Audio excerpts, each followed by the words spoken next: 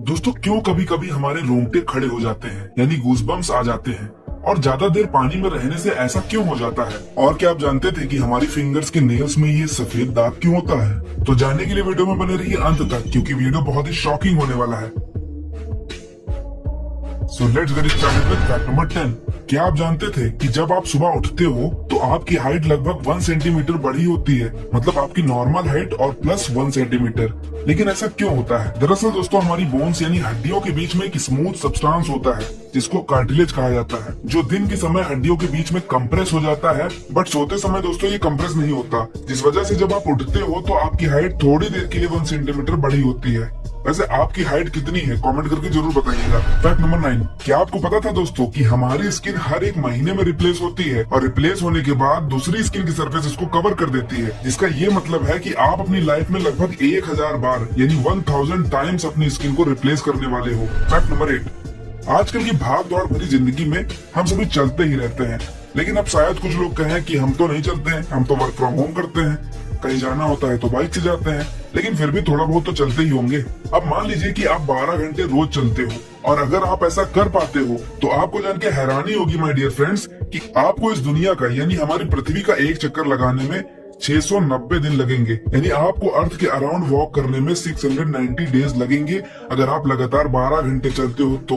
Fact number 7। क्या आप जानते थे कि जब एक बच्चे का जन्म होता है तो उसके 300 बोन्स होती हैं, यानी 300 हड्डियां, बट जैसे जैसे बच्चा बड़ा होता है वैसे वैसे कुछ हड्डियां आपस में फ्यूज हो जाती हैं यानी जुड़ने लगती हैं और प्रॉपर ग्रोथ होने के बाद एक एडल्ट ह्यूमन की केवल 206 बोन्स ही बचती है, यानी 206 हड्डियां। Fact number 6। दोस्तों जैसे जैसे एक व्यक्ति की एज बढ़ती है वो बूढ़ा होने लगता है, वैसे वैसे उसकी सुनने की शक्ति और देखने की शक्ति भी कम हो जाती है। आपको तो ये नॉर्मल लगता होगा, लेकिन बढ़ती उम्र के साथ जो टेस्ट का सेंस होता है वो भी कम होने लगता है और जैसे जैसे व्यक्ति बूढ़ा होने लगता है वैसे वैसे टेस्ट बड्स बहुत स्लोली रीजनरेट होते हैं।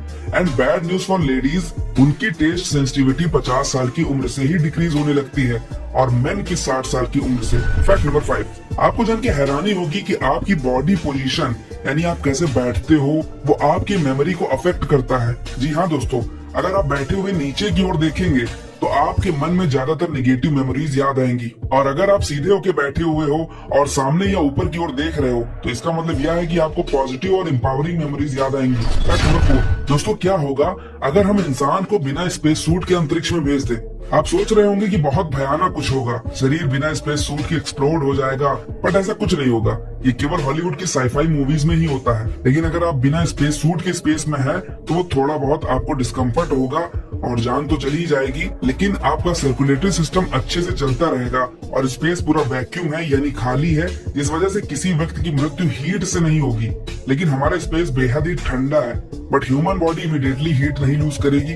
तो ऐसे में दोस्तों एक ही चीज इंसान को मार सकती है और वो है एयर यानी हवा की कमी या फिर ऑक्सीजन की कमी। दोस्तों 1965 में स्पेस में नासा के वैक्यूम चैम्बर में लीकेज हो गया था। उसके बावजूद जो उसके अंदर व्यक्ति था वो 14 सेकंड तक कॉन्शियस था।